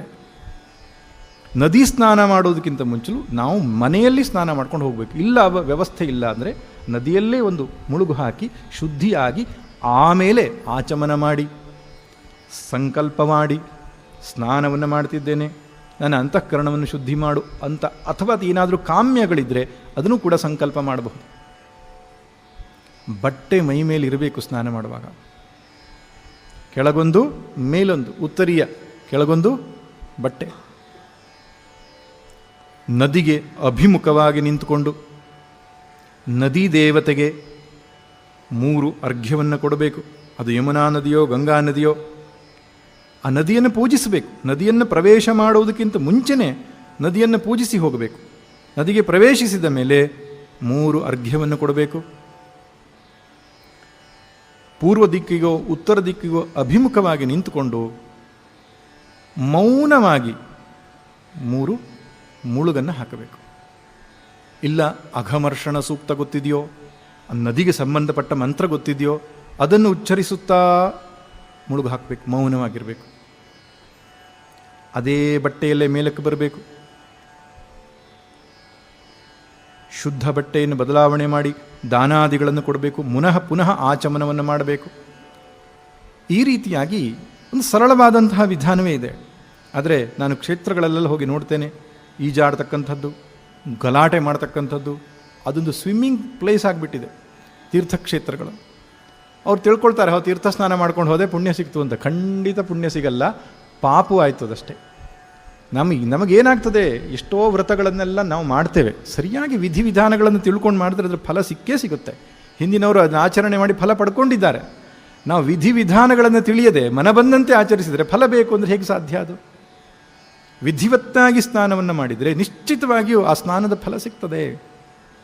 ಹಿರಿಯರಿಂದ ತಿಳ್ಕೊಳ್ಬೇಕು. ಶಾಸ್ತ್ರಗಳಲ್ಲಿ ಸ್ಪಷ್ಟವಾಗಿ ಬರೆದಿದ್ದಾರೆ, ಸ್ನಾನದ ಮಾಡತಕ್ಕಂಥ ಕ್ಷೇತ್ರಗಳಲ್ಲಿ ಸ್ನಾನ ಮಾಡುವ ವಿಧಿಯನ್ನು ಬರೆದಿದ್ದಾರೆ, ಕ್ಷೇತ್ರ ದರ್ಶನದ ವಿಧಿಯನ್ನು ಬರೆದಿದ್ದಾರೆ. ಇವರು ಹಾಗೆ ಮಾಡಲಿಲ್ಲ, ನಗ್ನರಾಗಿ ಸ್ನಾನ ಮಾಡಿದ್ರಂತೆ. ನಗ್ನರಾಗಿ ಸ್ನಾನ ಮಾಡಿದರೆ ವರುಣ ದೇವತೆಗೂ ನದಿಯಭಿಮಾನಿ ದೇವತೆಗೂ ಕೋಪ ಬರ್ತದೆ ಎಂಬುದಾಗಿ ಶಾಸ್ತ್ರ ಹೇಳಿದೆ. ಅದು ಮನೆಯಲ್ಲೇ ಆಗಲಿ ಅಥವಾ ಕ್ಷೇತ್ರದಲ್ಲಿ ಆಗಲಿ ನಗ್ನವಾಗಿ ಸ್ನಾನ ಮಾಡಬಾರದು ಅಂತ ಶಾಸ್ತ್ರದಲ್ಲಿ ಹೇಳಿದ್ದಾರೆ. ಇವರಿಗೆ ಗೊತ್ತಿರಲಿಲ್ಲ ವಿಷಯ, ಪಾಪ ನಗ್ನವಾಗಿ ಸ್ನಾನ ಮಾಡ್ತಾ ಇದ್ರು. ಇವರಿಗೆ ಪ್ರಾಯಶ್ಚಿತ್ತ ರೂಪದಲ್ಲಿ ಏನಾದರೂ ಪರಿಹಾರ ಕೊಡಬೇಕಲ್ಲ. ಸಕಲ ಶಾಸ್ತ್ರ ವಿಧಾಯಕನಾದಂತಹ ಭಗವಾನ್ ಶ್ರೀಕೃಷ್ಣನೇ ಇದ್ದಾನೆ, ಯಾಕೆ ಚಿಂತೆ ಮಾಡಬೇಕು? ಸೀದಾ ಹೋದ, ಅಲ್ಲಿ ಪಕ್ಕದಲ್ಲಿ ಕದಂಬ ವೃಕ್ಷಗಳಿತ್ತು. ಆ ಕದಂಬ ವೃಕ್ಷದ ಕೆಳಗಡೆಗೆ ಅವರು ಬಟ್ಟೆ ಎಲ್ಲ ಇಟ್ಟಿದ್ರು, ಎತ್ಕೊಂಡು ತಗೊಂಡು ಹೋಗಿ ಮೇಲೆ ಹಿಡ್ಕೊಂಡು ಕೂತ್ಕೊಂಡಾರ ಅಂಬೆ ಮೇಲೆ. ಇವರು ಸ್ನಾನ ಮಾಡ್ತಾ ಮುಳುಗಾಕ್ತಾ ಖುಷಿಯಲ್ಲಿ ಕೇಕೆ ಹೊಡಿತಾ ಇದ್ರು. ಇನ್ನೇನು ಸ್ನಾನ ಮುಗೀತು, ಬಟ್ಟೆ ಹಾಕ್ಕೊಳ್ಬೇಕು ಅಂತ ಮೇಲೆ ಬರಲಿಕ್ಕೆ ನೋಡ್ತಾರೆ, ಇಲ್ಲಿ ಬಟ್ಟೆ ಇಲ್ಲ, ನಮ್ಮ ಬಟ್ಟೆಯಲ್ಲಿ ಅಂತ ನೋಡ್ತಾ ಇರುವಾಗ ಇವನು ಮೇಲ್ಗಡೆ ಕೂತ್ಕೊಂಡಿದ್ದಾನೆ ಕೃಷ್ಣ. ಅವ್ರ ಪಕ್ಕದಲ್ಲಿ ಒಂದಿಷ್ಟು ಜನ ಹುಡುಗರು ಬಂದಿದ್ರು, ಅವರೆಲ್ಲ ನಗ್ತಾ ಇದ್ರು. ಗೊತ್ತಾಯಿತು, ಕೃಷ್ಣ ಬಟ್ಟೆ ಹಿಡ್ಕೊಂಡು ಮೇಲೆ ಕೂತ್ಕೊಂಡಿದ್ದಾನೆ. ಕೃಷ್ಣ ಯಾಕೆ ಇಂಥ ಕಿಟ್ಲೆ ಮಾಡ್ತೀಯ? ನಮ್ಮ ಬಟ್ಟೆ ಕೊಡು, ನಮ್ಗೆ ಯಾಕೆ ತೊಂದರೆ ಕೊಡ್ತಿದ್ಯಾ? ನಾವು ನಗ್ನ ಸ್ನಾನ ಮಾಡೋದು ನೀನು ಯಾಕೆ ನೋಡ್ಲಿಕ್ಕೆ ಬಂದಿದ್ಯಾ? ಕೊಡಲ್ಲ ನಿಮ್ಮ ಬಟ್ಟೆನೆ ಅಂತ ಹೇಳ್ತಾನೆ. ಕೊಡು ನಿನ್ನ ಬಟ್ಟೆನ, ಇಲ್ಲಗಿದ್ರೆ ನಂದರಾಜನಿಗೆ ಹೋಗಿ ಕಂಪ್ಲೇಂಟ್ ಕೊಡ್ತೇವೆ ನಾವು ಇವಾಗ ಅಂತ ಹೇಳ್ತಾವೆ. ಆಯಿತು ಹೋಗ್ರಿ, ಕಂಪ್ಲೇಂಟ್ ಕೊಡ್ರಿ, ನೀವು ಹೆಂಗೆ ಹೋಗ್ತೀರಿ ನಾನು ನೋಡ್ತೇನೆ ಅಂದಂತೆ ಅವನು. ಇಲ್ಲ ಕೃಷ್ಣ, ದಯವಿಟ್ಟು ಕ್ಷಮಿಸು, ನಮ್ಮ ತಪ್ಪನ್ನು ಕ್ಷಮಿಸು. ಕೃಷ್ಣ ಹೇಳ್ತಾನೆ, ತಪ್ಪು ಮಾಡಿದ್ದೀರಿ, ನೀವು ವ್ರತ ಮಾಡುವಾಗ ನಗ್ನ ಸ್ನಾನ ಮಾಡಬಾರದು ಅಂತ ಶಾಸ್ತ್ರವಿಧಿಯನ್ನು ಮುರಿದಿದ್ದೀರಿ. ಹಾಗಾದ್ರೆ ಏನು ಮಾಡಬೇಕು ಕೃಷ್ಣ? ಬಂದು ಬಟ್ಟೆ ತೆಗೆದುಕೊಂಡು ಹೋಗಿ. ಕೃಷ್ಣನನ್ನೇ ಪತಿಯಾಗಿ ಪಡಿಬೇಕು ಅಂತ ಅವರು ಬಯಸಿದ್ರು. ಅವರು ಕೂಡ 5-6 ವರ್ಷದ ಹುಡುಗಿಯರು, ಇವನು 6-7 ವರ್ಷದ ಬಾಲಕ. ಇದರಲ್ಲಿ ಕಾಮವಿಕಾರದ ವಿಷಯವೇ ಹೇಳದೇ ಇರತಕ್ಕಂತಹ ಒಂದು ಸಂದರ್ಭ, ಮತ್ತು ಅವನನ್ನೇ ಪತಿಯಾಗಿ ಪಡೀಬೇಕು ಅಂತ ಭಾವಿಸಿರ್ತಕ್ಕಂಥವ್ರು. ಅದರಿಂದ ಇದೆಲ್ಲ ವಿಷಯಕ್ಕೆ ಚರ್ಚೆಗೆ ಅವಕಾಶವೇ ಇಲ್ಲ ಈ ಸಂದರ್ಭದಲ್ಲಿ. ಸರಿ, ಬಟ್ಟೆಯನ್ನು ತೆಗೆದುಕೊಡ್ಲಿಕ್ಕೆ ಮೇಲೆ ಬಂದಿದ್ದಾರೆ. ಕೃಷ್ಣ ಬಟ್ಟೆ ಕೊಡ್ತಾ ಇಲ್ಲ, ಯಾಕಂದರೆ ತಮ್ಮ ಗುಪ್ತಾಂಗಗಳಿಂದ ಕೈಯಿಂದ ರಕ್ಷಿಸಿಕೊಂಡಿದ್ದಾರೆ ಅವರು. ಪೂರ್ತಿ ಶರಣಾಗತಿ ಆಗಲಿಲ್ಲ ಅಂತ ಕೃಷ್ಣ ಹೇಳ್ತಾನೆ, ಕೈ ಎತ್ತಿ ನೀವು ನಮಸ್ಕಾರ ಮಾಡಿದರೆ ಬಟ್ಟೆ ಕೊಡ್ತೇನೆ ಅಂತ. ಕೈ ಎತ್ತಿ ನಮಸ್ಕಾರ ಮಾಡ್ತಾರೆ, ಕೃಷ್ಣ ಬಟ್ಟೆ ಕೊಡ್ತಾನೆ. ಉಟ್ಕೊಂಡು ತಾವು ಧನ್ಯರಾದೆವು ಅಂತ ಭಾವಿಸ್ತಾರೆ. ಕೃಷ್ಣ ಹೇಳ್ತಾನೆ, ನಿಮ್ಮೆಲ್ಲರ ಮನೋ ಇಚ್ಛೆಗಳೇನಿದ್ದವು ಕೃಷ್ಣನೇ ಪತಿಯಾಗಬೇಕು ಅಂತ ನಾನು ಪೂರ್ಣ ಮಾಡ್ತೇನೆ. ಶರದೃತುವಿನ ರಾತ್ರಿ ನಿಮ್ಮೆಲ್ಲರಿಗೂ ರಾಸಕ್ರೀಡೆಯ ಮೂಲಕವಾಗಿ ನಾನು ಆ ಪತಿಯ ಸಾನ್ನಿಧ್ಯವನ್ನು ಕೊಡ್ತೇನೆ ಅಂತ ಅನುಗ್ರಹವನ್ನು ಮಾಡ್ತಾನೆ ಕೃಷ್ಣ. ಇದರಲ್ಲಿಯೂ ಕೂಡ ಆಧ್ಯಾತ್ಮಿಕ ಅರ್ಥ ಹೊಂದಿದೆ. ಯಮೇವೈಷವೃಣುತೆ ತೇನ ಲಭ್ಯ, ಶ್ರುತಿ ಹೇಳುತ್ತೆ, ಆ ಭಗವಂತನನ್ನೇ ಸಂಪೂರ್ಣವಾಗಿ ವರಿಸಬೇಕಂತೆ ನಾವು. ವರ್ಣ ಮಾಡೋದು ಅಂದರೆ ಆಯ್ಕೆ ಮಾಡೋದು ಅಂತ. ವರ ಅನ್ನೋ ಶಬ್ದ ಬಂದಿರೋದು ಅದರಲ್ಲಿ. ವಧು ವರ ಶಬ್ದದಲ್ಲಿ ವರ ಅಂದರೆ ಏನು? ಅವನು ಆಯ್ಕೆ ಮಾಡ್ತಾ ಇದ್ದ, ಆದ್ದರಿಂದ ವರ ಅಂತ. ತತ್ಸವಿತುರ್ವರೇಣ್ಯಂ ವರಣೀಯಂ, ಆಯ್ಕೆ ಮಾಡಲಿಕ್ಕೆ ಯೋಗ್ಯವಾದ ವಸ್ತು ಅಂತ. ಸವಿತು ಏವ ವರೇಣ್ಯಂ, ಆ ಭಗವಂತನೇ ಆಯ್ಕೆ ಮಾಡಲಿಕ್ಕೆ ಯೋಗ್ಯವಾದ ವಸ್ತು. ಯಮೇವೈಷವೃಣುತೆ ತೇನ ಲಭ್ಯ, ಪರಮಾತ್ಮನನ್ನೇ ಸಂಪೂರ್ಣವಾಗಿ ಯಾರು ವರ್ಣ ಮಾಡ್ತಾರೋ ಅವರಿಗೆ ಸಿಗ್ತಾನೆ ಅಂತ. ಅಲ್ಲಿ ಒಂದು ಸ್ವಲ್ಪ ವಸ್ತುವನ್ನು ಕೂಡ ನಾವು ಇಟ್ಟುಕೊಂಡಿರಬಾರ್ದು, ಎಲ್ಲವೂ ಅವನಿಗೆ ಅರ್ಪಿಸಬೇಕು. ಸರ್ವ ಸಮರ್ಪಣೆಯನ್ನು ಮಾಡಿದರೆ ಭಗವಂತ ಸಿಗ್ತಾನೆ, ಸಂಪೂರ್ಣ ಶರಣಾಗತಿಯನ್ನು ಅವನು ಅಪೇಕ್ಷಿಸ್ತಾನೆ ಎನ್ನುವುದು ಈ ಕಥೆಯ ಆಧ್ಯಾತ್ಮಿಕ ಅರ್ಥ. ಇನ್ನೊಂದು ಸಲ ಏನಾಗುತ್ತೆ, ಶ್ರೀಕೃಷ್ಣ ಬಲರಾಮ ಇಬ್ಬರು ಗೋಪರೊಟ್ಟಿಗೆ ಹಸುವನ್ನು ಮೇಯಿಸ್ತಾ ಕಂಸನ ರಾಜಧಾನಿಯಾದ ಮಥುರೆಯ ಸಮೀಪಕ್ಕೆ ಹೋಗುತ್ತಾರೆ. ಅಲ್ಲೊಂದು ಕಾಡು. ಆ ಕಾಡಿನಲ್ಲಿ ಋಷಿಗಳು ಆಂಗೀರಸ ಯಜ್ಞವನ್ನು ಮಾಡ್ತಾ ಇರ್ತಾರೆ. ಸ್ವರ್ಗ ಪ್ರಾಪ್ತಿಗಾಗಿ ಆಂಗೀರಸ ಯಜ್ಞವನ್ನು ಮಾಡ್ತಿರ್ತಾರೆ. ಕೃಷ್ಣ ಕಾಡಿನಲ್ಲಿ ಹಸುಗಳನ್ನು ಮೇಯಿಸ್ತಾ ಹೋಗಿದ್ದಾನೆ.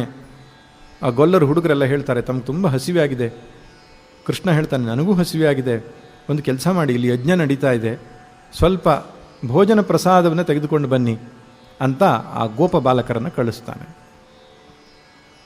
ಹೇಳಿ ಕೃಷ್ಣ ಬಂದಿದ್ದಾನೆ, ಕೃಷ್ಣನಿಗೆ ಹಸಿವೆಯಾಗಿದೆ, ಕೃಷ್ಣ ಬಲರಾಮರಿಗೆ ಹಸಿವೆಯಾಗಿದೆ ಅಂತಲೇ ಹೇಳಿ ಅಂತ ಹೇಳಿ ಕಳಿಸ್ತಾನೆ. ಮತ್ತೊಂದು ಮಾತನ್ನು ಹೇಳ್ತಾನೆ, ಯಜ್ಞಯಾಗ ನಡೆಯುವ ಜಾಗದಲ್ಲಿ ಸೌತ್ರಾಮಣಿ ಮತ್ತು ಪಶುಯಜ್ಞದ ಸಂದರ್ಭದಲ್ಲಿ ಮಾತ್ರ ಯಜಮಾನ ಅನ್ನವನ್ನು ಉಣ್ಣಬಾರದು ಅಂತ ಇದೆ ಹೊರತು ಈ ಅಂಗಿರಸ ಯಜ್ಞದಲ್ಲಿ ಅನ್ನವನ್ನು ಉಣ್ಣಬಹುದು, ದೋಷವಾಗಲ್ಲ, ಆದ್ದರಿಂದ ಹೋಗಿ ಕೇಳಿ ಅಂತ ಹೇಳ್ತಾನೆ. ಅಂದರೆ ಶಾಸ್ತ್ರರಹಿತವಾಗಲ್ಲ, ಶಾಸ್ತ್ರ ವಿದ್ಯುಕ್ತವಾಗಿ ಅವನು ಮಾತನಾಡಿದ್ದಾನೆ. ಗೋಪ ಬಾಲಕರು ತಮ್ಮ ಕೋಲುಗಳನ್ನು ಹಿಡ್ಕೊಂಡು ಹೋಗಿ ಯಾಗ ನಡೆಯುವ ಜಾಗದಲ್ಲಿ ಹೋಗಿ ನಿಂತ್ಕೊಂಡು ಪ್ರಾರ್ಥನೆ ಮಾಡಿದ್ದಾರೆ. ಕೃಷ್ಣ ಬಲರಾಮರು ಬಂದಿದ್ದಾರೆ, ಅವರಿಗೆ ಹಸಿವೆಯಾಗಿದೆ ಅಂತೆ, ಸ್ವಲ್ಪ ಪ್ರಸಾದವನ್ನು ಕೇಳ್ತಾ ಇದ್ದಾರೆ, ಕೊಡಿ ಬ್ರಾಹ್ಮಣರೇ ಅಂತೇಳಿ ದೀರ್ಘದಂಡ ಪ್ರಣಾಮ ಮಾಡಿ ವಿದ್ಯುಕ್ತವಾಗಿ ಪ್ರಾರ್ಥನೆ ಮಾಡಿಕೊಂಡಿದ್ದಾರೆ. ಅವರು ಏನೂ ಮಾತಾಡಲಿಲ್ಲಂತೆ, ಅವ್ರ ಕಡೆಗೂ ನೋಡಲೇ ಇಲ್ಲಂತೆ, ತಮ್ಮ ಯಜ್ಞ ಕಾರ್ಯದಲ್ಲಿ ತೊಡಗಿದ್ದಾರೆ. ಅಳ್ತಾ ಬಂದರು ಹುಡುಗರು, ಕೃಷ್ಣ ಏನೂ ಸಿಗಲಿಲ್ಲ ನಮಗೆ. ಕೃಷ್ಣ ಹೇಳ್ತಾನೆ, ಇವಾಗ ಒಂದು ಕೆಲಸ ಮಾಡಿ, ಆ ಬ್ರಾಹ್ಮಣರ ಪತ್ನಿಯರಿದ್ದಾರಲ್ಲ, ಋಷಿ ಪತ್ನಿಯರು ಪಾಕಶಾಲೆಯಲ್ಲಿದ್ದಾರೆ, ಅಡುಗೆ ಎಲ್ಲ ಮಾಡ್ಕೊಂಡು ರೆಡಿ ಇದ್ದಾರೆ, ಅವ್ರ ಹತ್ರ ಹೋಗಿ ಹೇಳಿ ಏನಾಗ್ತದೆ ನೋಡೋಣ ಅಂತ ಕಳಿಸ್ತಾನೆ. ಹುಡುಗರು ಹಾಗೆ ಹೋಗ್ತಾರೆ. ಬಲರಾಮ ಕೃಷ್ಣ ಬಂದಿದ್ದಾರೆ, ಅವರಿಗೆ ತುಂಬ ಹಸಿವೆ ಆಗಿದೆ, ಸ್ವಲ್ಪ ಆಹಾರವನ್ನು ಕೊಡಲಿಕ್ಕೆ ಹೇಳಿದ್ದಾರೆ. ಕೃಷ್ಣ ಬಂದಿದ್ದಾನ, ಅವ್ರು ಯೋಚನೆನೇ ಮಾಡಲಿಲ್ಲ. ಇನ್ನು ಭೋಜನ ಮಾಡಬೇಕು, ಯಜ್ಞದ ಪೂರ್ಣಾಹುತಿ ಆಗಲಿಲ್ಲ, ಇದೇನು ತಲೆನೇ ಕೆಡಿಸ್ಕೊಂಡಿಲ್ಲ. ಅವರು ಪಾತ್ರೆಯಲ್ಲಿ ತುಂಬಿಕೊಂಡ್ರು ತಮ್ಮ ಆಹಾರ ಪದಾರ್ಥಗಳನ್ನು ಹೊತ್ತುಕೊಂಡು ಓಡೇ ಬಂದರು ಕೃಷ್ಣನ ಹತ್ರ. ಕೃಷ್ಣ ಸ್ವೀಕಾರ ಮಾಡಪ್ಪ, ಸ್ವೀಕಾರ ಮಾಡು, ನೀನು ಸಾಕ್ಷಾತ್ ಭಗವಂತ ಅಂತ ಕೇಳಿದ್ದೇವೆ, ನಿನ್ನ ಲೀಲೆಯನ್ನು ಸಾಕಷ್ಟು ನಾವು ಕಿವಿಯಿಂದ ಕೇಳಿದ್ದೇವೆ, ನೋಡುವ ಭಾಗ್ಯ ಬಂದಿರಲಿಲ್ಲ, ಇವತ್ತು ನೋಡುವ ಭಾಗ್ಯ ಸಿಕ್ತಲ್ಲ, ನಮ್ಮನ್ನು ಸ್ವೀಕರಿಸಪ್ಪ ಕೃಷ್ಣ, ಸ್ವೀಕರಿಸುವಂತ ಪರಿಪರಿಯಾಗಿ ಪ್ರಾರ್ಥನೆ ಮಾಡಿಕೊಳ್ತಾರೆ. ಎಷ್ಟು ತಡೆದರೂ ಕೂಡ ತಂದೆ ಗಂಡಂದಿರು ಬೇರೆ ಯಾರು ತಡೆದರೂ ಕೇಳದೇನೆ ಓಡಿ ಬರ್ತಾರಂತೆ. ಅಲ್ಲೊಬ್ಬಳು ಒಬ್ಬಳು ಋಷಿಪತ್ನಿ ಹೋಗ್ಲಿಕ್ಕೆ ತುಂಬ ಬಲವಾದ ಅಡ್ಡಿ ಬಂದಾಗ ಅವಳ ದೇಹವನ್ನೇ ಬಿಟ್ಟುಬಿಟ್ಲಂತೆ, ತನ್ನ ಮನಸ್ಸನ್ನು ಕೃಷ್ಣಲ್ಲಿಗೆ ಎತ್ತುಕೊಂಡು ಹೋಗಿ ದೇಹವನ್ನೇ ಬಿಟ್ಟುಬಿಟ್ಲಂತೆ. ಕೃಷ್ಣ ಅವರು ತಂದಂತಹ ಪ್ರಸಾದಗಳನ್ನು ಸ್ವೀಕರಿಸ್ತಾನೆ. ಅವ್ರು ಹೇಳ್ತಾರೆ, ನಾವು ಹೋಗೋದಿಲ್ಲಪ್ಪ ಹಿಂದಕ್ಕೆ, ಇಲ್ಲೇ ಇದ್ದು ಬಿಡ್ತೇವೆ ನಿನ್ನ ಜೊತೆಗೆ ಅಂತ. ಕೃಷ್ಣ ಹೇಳ್ತಾನೆ, ಅದು ಸರಿಯಲ್ಲ, ನೀವು ಹಿಂತಿರುಗಿ ಹೋಗಿ, ನಿಮ್ಮದೆಲ್ಲ ಕರ್ಮಗಳು ಮುಗಿದ ಮೇಲೆ ನನ್ನನ್ನೇ ಸೇರುವಿರಂತೆ, ನಾನು ಪೂರ್ಣ ಅನುಗ್ರಹವನ್ನು ಕೊಡ್ತೇನೆ. ಹಿಂತಿರುಗಿ ಹೋಗೋದು ಹೇಗೆ ಕೃಷ್ಣ, ಎಲ್ಲರೂ ತಿರಸ್ಕಾರ ಮಾಡಿ ಬಂದುಬಿಟ್ಟಿದ್ದೇವೆ ನಾವು, ಇವಾಗ ಹೋದರೆ ಬೈತಾರೆ, ನಮಗೆ ಇವಾಗ ಹೊಡಿತಾರೆ, ಯಾರು ಏನೂ ಮಾಡಲ್ಲ, ಅವ್ರಿಗೆ ತಾವು ಮಾಡಿದ ತಪ್ಪಿನ ಅರಿವಾಗ್ತದೆ, ಹೋಗ್ರಿ ನೀವು ಅಂತ ಹೇಳ್ತಾನೆ. ಅವನ ಮಾತಿನ ಮೇಲೆ ಭರವಸೆ ಇಟ್ಟವ್ರು ಹಿಂತಿರುಗಿ ಬರ್ತಾರೆ. ಬಹಳ ಆಶ್ಚರ್ಯ, ಅವರೆಲ್ಲ ನಾಚ್ಕೊಂಡು ನಿಂತ್ಕೊಂಡಿದ್ದ ಋಷಿಗಳು. ಯಾಕೆ, ಯಾವ ಯಜ್ಞ ಪುರುಷನನ್ನು ಅನೇಕ ವಿಧವಾದ ತಪಸ್ಸಿನಿಂದ ಸಾಧನೆಯಿಂದ ಪಡೆಯಬೇಕು, ದರ್ಶನ ಮಾಡಬೇಕು ಅಂತ ಭಾವಿಸ್ತೇವೋ, ಅವನೇ ಬಂದು ಅನ್ನ ಕೇಳಿದರೆ ನಮಗೆ ಕೊಡ್ಲಿಕ್ಕೆ ಆಗಲಿಲ್ಲ, ಅಗ್ನಿಯಲ್ಲಿ ಆಹುತಿಯನ್ನು ಕೊಟ್ಟು ಸ್ವಹಾಕಾರದ ಮೂಲಕ ದೇವತೆಗಳನ್ನು ತಲುಪಿಸಬೇಕು ಅಂತ ಭಾವಿಸಿಕೊಳ್ತೇವೆ, ಸಾಕ್ಷಾತ್ ಭಗವಂತನ ಮುಖಕ್ಕೆ ಅರ್ಪಿಸ್ತಕ್ಕಂಥ ಭಾಗ್ಯ ನಾವು ಕಳ್ಕೊಂಡೆವು, ಬುದ್ಧಿ ನಿಮಗಾದರೂ ಇದೆಯಲ್ಲ ಹೆಣ್ಣು ಮಕ್ಕಳಿಗೆ, ನಾವು ಧನ್ಯರಾದೇವೆ ನಿಮ್ಮ ಅನುಗ್ರಹದಿಂದ ಅಂತ ಹೇಳಿಕೊಂಡು ಕ್ಷಮೆ ಕೇಳಿದ್ರಂತೆ ಅವರು. ಸಹಜವಾಗಿ ಗಂಡಸರಿಗಿಂತ ಹೆಂಗಸರಲ್ಲಿ ಭಕ್ತಿ ಜಾಸ್ತಿ. ಭಗವಂತನ ಒಲಿಸಿಕೊಳ್ಳಲಿಕ್ಕೆ ತುಂಬ ಸುಲಭವಾದ ಉಪಾಯ ಏನಪ್ಪ, ಹೆಣ್ಣು ಮಕ್ಕಳಿಗೆ ದೊಡ್ಡ ದೊಡ್ಡ ಸಾಧನೆಗಳನ್ನು ಕೊಡಲಿಲ್ಲ, ಗಂಡಸರಿಗೆ ಕೊಟ್ಟಿದ್ದಾರೆ. ಬೇಕು ಆ ಪುಣ್ಯಾತ್ಮನಿಗೆ. ಹೆಂಗಸರಿಗೆ ಸೇವೆ ಮಾಡಿ, ಭಗವಂತನ ಸ್ಮರಣೆ ಮಾಡಿ, ಭಗವಂತನ ಭಜನೆ ಮಾಡಿ ಸಾಕು ಅಂದಿದ್ದಾರೆ. ಅತ್ಯಂತ ಸುಲಭವಾಗಿ ಭಕ್ತಿಯನ್ನು ಮಾಡಲಿಕ್ಕೆ ಅವರ ಸ್ವಭಾವ ಇರ್ತದೆ. ಗಂಡಸರಿಗೆಲ್ಲೋ ಒಂದು ಸ್ವಲ್ಪ ನಾಚಿಕೆ. ಇಷ್ಟು ಆದರೂ ಗಂಡಸರು ಬರಲಿಲ್ವಂತೆ. ಯಾಕೆಂದರೆ ಕಂಸನ ಭಯದಿಂದಾಗಿ, ನಾಳೆಗೆ ಕಂಸ ಏನಾದರೂ ತೊಂದರೆ ಕೊಟ್ಟರೆ ನಮಗೆ ಅಂತ ಹೆದರಿಕೆಯಿಂದಾಗಿ.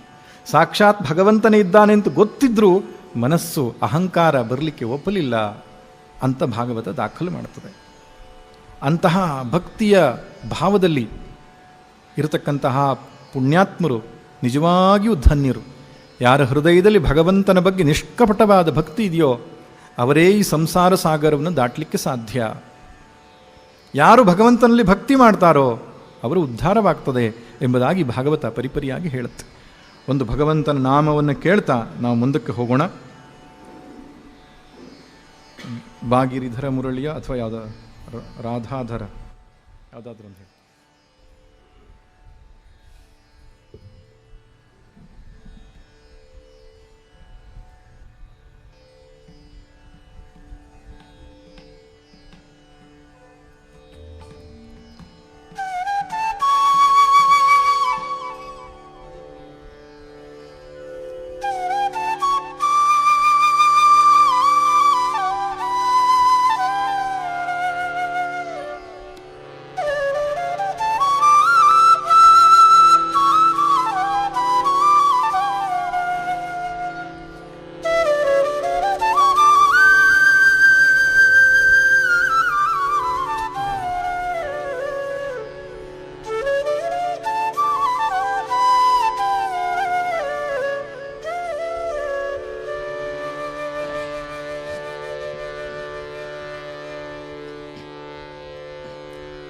बाजे रे मुरलिया बाजे रे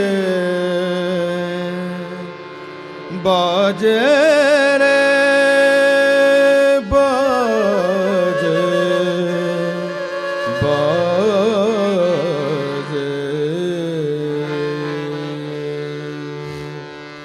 बाजे रे मुरलिया बाजे बाजे रे मुरलिया बाजे बाजे रे मुरलिया भाजे अधर दरे मोहन मुरली वर अधर दरे मोहन मुरली वर होंठवे माया विराजे बाजे मुरलिया बाजे बाजे रे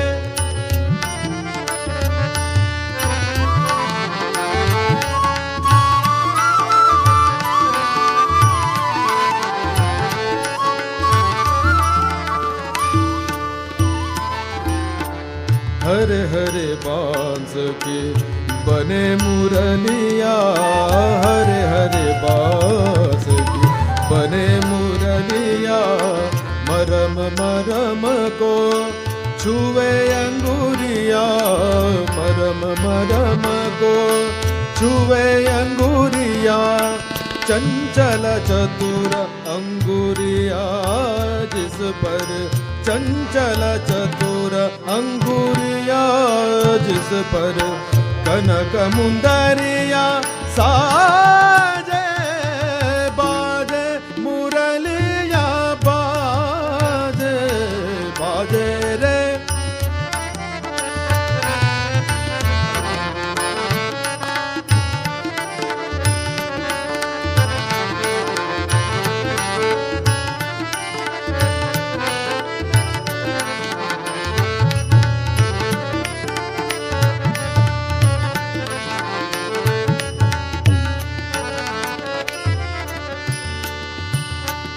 पीले मुंदरी अंगूरी शाम पीले मुंदरी अंगूरी शाम मुंदरी पर राधा का नाम मुंदरी पर राधा का नाम आकर देके सुने मधुर स्वर आकर देके सुने मधुर स्वर राधा गोरी लाजे बाजे मुरलिया बाजे बाजे रे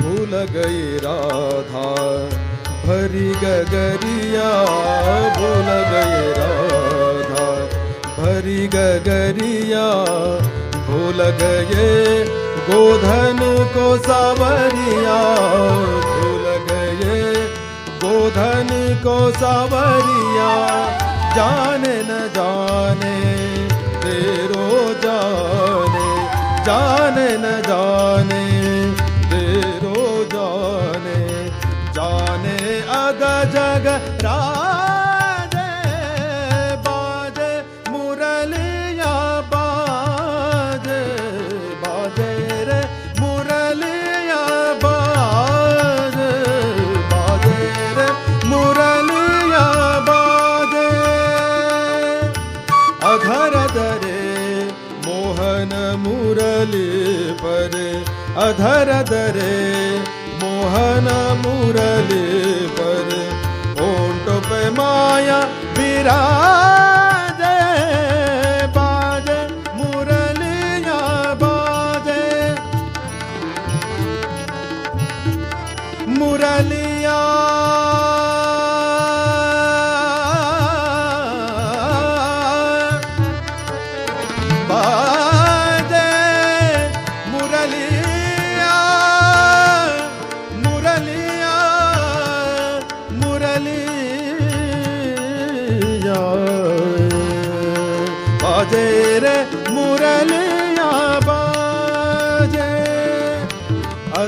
दरे मोहन मुरली पर अधर दरे मोहन मुरली पर होंठ पे माया विराजे बाजे मुरलिया बाजे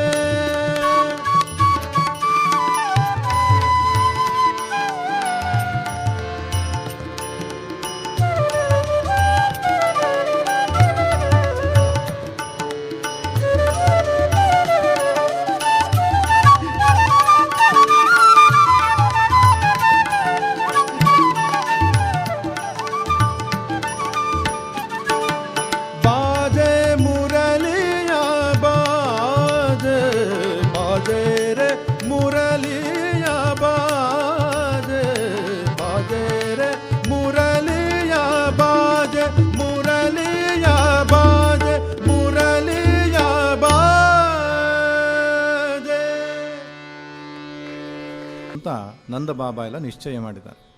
ಪ್ರತಿ ವರ್ಷದ ಹಾಗೆ ಈ ವರ್ಷನೂ ಒಂದು ಯಾಗ ಮಾಡೋಣ. ಯಜ್ಞದ ಕುಂಡ ಸಿದ್ಧವಾಗಿದೆ, ಅದಕ್ಕೆ ಬೇಕಾದಂತಹ ದ್ರವ್ಯಗಳು ಎಲ್ಲ ಸಿದ್ಧಪಡಿಸಿ